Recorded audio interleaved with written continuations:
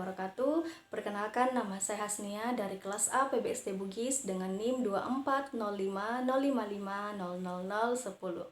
Pernahkah kalian berpikir dari mana asal mula karya sastra yang sering kita baca atau dengar? Seperti puisi, novel, cerita rakyat, bahkan lagu. Semuanya punya akar sejarah yang sangat panjang. Di video ini kita akan menelusuri sejarah sastra dari masa ke masa, mulai dari sastra dunia berlanjut ke Indonesia sampai akhirnya ke tanah Bugis yang punya warisan sastra yang luar biasa. Kita mulai dari awal. Jauh sebelum manusia kenal kertas, orang-orang dulu sudah menulis lewat simbol dan gambar di dinding gua. Itu bisa dibilang bentuk sastra paling awal, karena isinya adalah kisah dan pesan tentang kehidupan mereka. Sekitar 2000 tahun sebelum Masehi, di Mesopotamia lahirlah karya sastra tertua yang pernah ditemukan. Epic of Gilgamesh, ceritanya tentang raja yang mencari keabadian dan sampai sekarang dianggap sebagai tonggak sastra dunia. Di Yunani muncul karya besar seperti Iliad dan Odyssey, karya Homer yang bercerita tentang perang, dewi-dewi, dan perjalanan hidup manusia.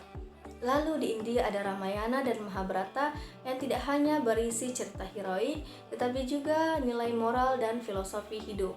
Sementara di Tiongkok muncul puisi klasik dari masa dinasti Shao dan tulisan-tulisan filsafat dan Konfusius yang memengaruhi cara berpikir banyak bangsa. Seiring waktu, sastra terus berkembang mengikuti peradaban. Di abad pertengahan Eropa, sastra banyak berisi kisah religius dan legenda para ksatria. Tapi semuanya berubah besar saat Johannes Gutenberg menemukan mesin cetak di abad ke-15. Dengan mesin itu, buku bisa dicetak massal dan disebarkan ke seluruh dunia. Mulai saat itu, lahirlah karya-karya terkenal seperti karya Shakespeare di Inggris, Cervantes di Spanyol, hingga para filsuf Prancis dan Jerman yang menulis gagasan tentang kemanusiaan. Zaman modern membawa sastra ke arah yang lebih bebas, membicarakan cinta, perang, ketidakadilan, dan kehidupan sehari-hari. Jadi, sastra bukan cuma milik bangsawan, tapi juga menjadi suara rakyat biasa.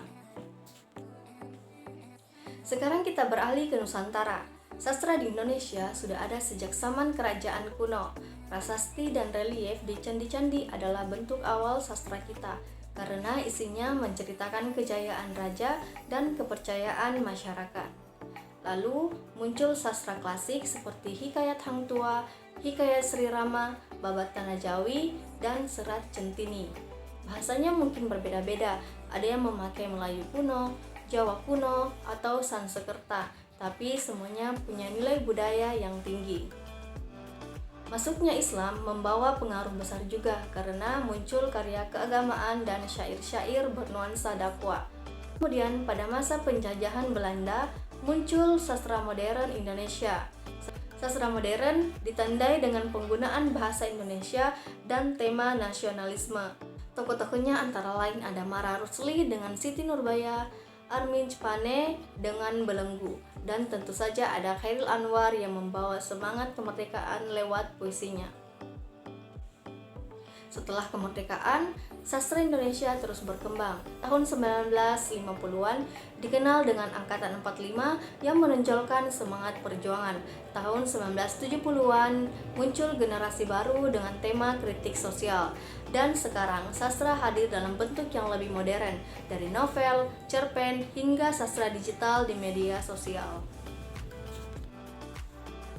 Sekarang lanjut sejarah sastra di Sulawesi Selatan, yaitu Tanah Bugis.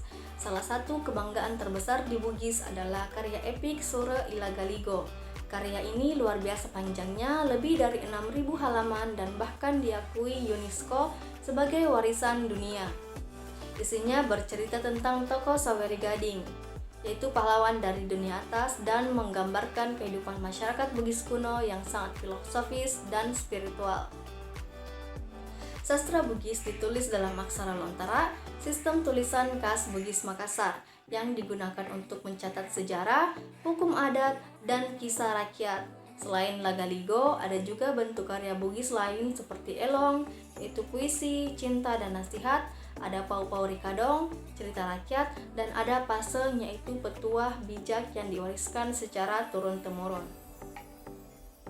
Sastra Bugis bukan sekedar hiburan, ia menjadi cara masyarakat menyimpan nilai-nilai seperti kejujuran, keberanian, dan penghormatan terhadap adat.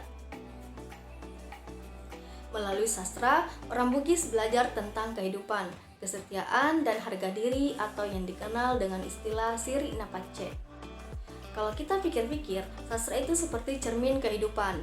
Lewat cerita, kita belajar tentang manusia, tentang cinta, perjuangan, dan nilai-nilai yang membentuk peradaban. Sastra juga menghubungkan masa lalu dan masa kini, membuat kita tahu dari mana budaya dan pemikiran kita berasal. Jadi, meskipun zaman sudah modern dan semuanya serba digital, sastra tetap punya tempat istimewa dalam hidup kita.